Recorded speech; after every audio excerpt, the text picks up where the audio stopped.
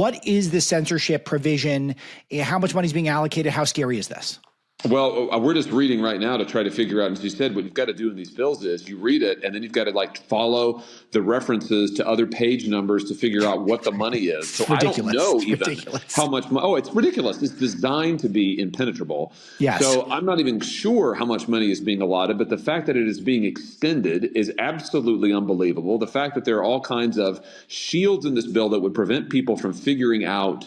For instance, if members of Congress have broken the law, that includes folks on the January 6th committee. It would allow them to shield their correspondence, to shield various of their communications with each other. I mean, this kind of thing. It's like, why is this in a Republican bill? Why are we doing any of this? I mean, by the way, something that you would think, okay, if we're going to do a big bill, what should we put in there? I don't know, maybe something that would ban stock trading by members of Congress, but that ain't there. Hard no on that.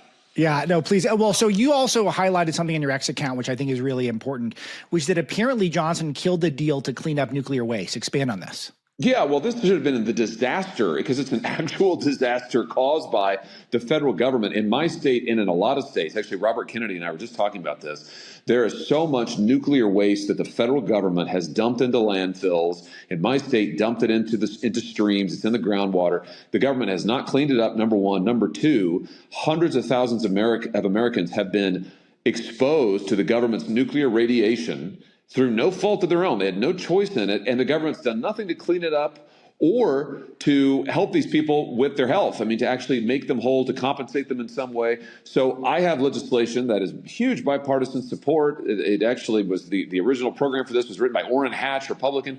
It would clean the stuff up, and it would compensate Americans who have been harmed by their government, poisoned by their government's nuclear waste.